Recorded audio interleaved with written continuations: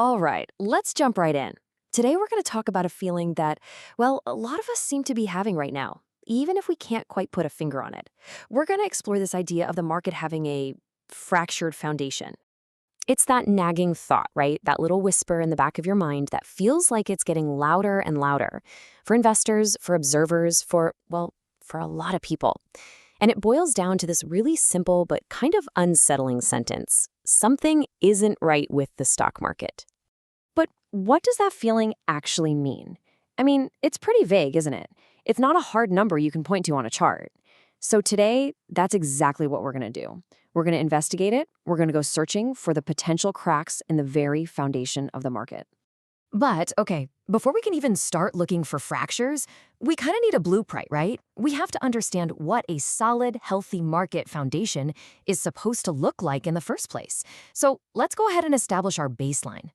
So a really healthy market, it pretty much rests on three strong pillars. First up is real value. This just means that stock prices are reflecting how companies are actually doing in the real world. You know, their earnings, their performance, not just a bunch of hype. Then there's widespread participation. This is huge. It means market growth is coming from a whole range of different companies, not just a handful of superstars. And finally, you've got investor trust. This is the big one. It's that confidence that the whole system is fair, that it's stable, and that it's actually connected to the economy we all live in. So this is our blueprint for a solid foundation. Okay, so we've got our blueprint of what an ideal market should look like. Now let's start the actual investigation. We're going to look at a couple of key clues that might explain where that something isn't right feeling is coming from. So our first clue is something a lot of analysts are calling the concentration effect. And the basic idea here is that the market's overall strength might be, well, a bit of an illusion. An illusion created by the absolutely incredible performance of just a few very specific companies. And this, of course, leads to a really important question. Are the market's gains really reflecting a healthy, widespread economy? Or is the whole thing just being propped up by a handful of superstar stocks? Think of it like this. It's like looking at a giant building and realizing that only a few massive support beams are actually holding up the entire roof. I mean, what happens if just one of those beams starts to wobble? All right, that brings us to clue number 2, something you could call the great disconnect. And this is all about that growing feeling that the stock market is just living in a completely different reality than the economy that you and I experience every single day. I mean, what are we supposed to think when we see all these headlines about the stock market hitting all-time highs, but at the exact same time, so many people are struggling with just the basic cost of living? It really is like the stock market's report card says A+, but the real economy's report card feels more like a C-. It really makes you wonder, are they even in the same school anymore? So let's put it all together for a second. On one hand, you have the ideal foundation, right? Built on real value, widespread participation, and high investor trust.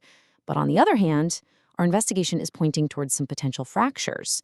A market that might be driven more by hype, with really narrow participation, and a big disconnect from reality. And that contrast, that's what gets to the very heart of this uneasy feeling. Okay, so we've pointed out some potential stress points, but you might be thinking, why does any of this abstract stuff about foundations and fractures actually matter? To us? Well, let's connect the dots.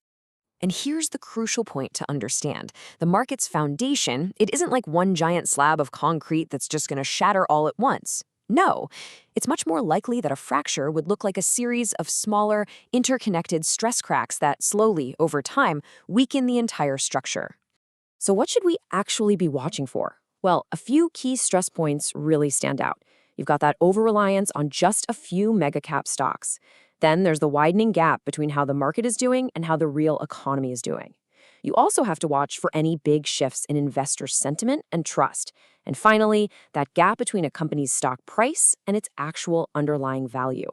You can think of these as the pressure gauges on the market's foundation. Now look, I want to be really clear about something. The whole point of this isn't to make you panic or to predict some big crash. Not at all. The goal is just to move from that vague, uneasy feeling to a much more concrete and informed awareness. It's really just about being a smarter, more critical observer of what's going on. And that really brings us to the final thought here.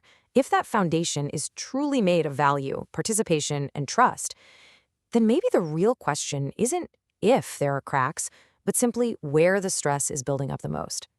So I'll leave you with this to think about. Which one of those potential fractures are you watching?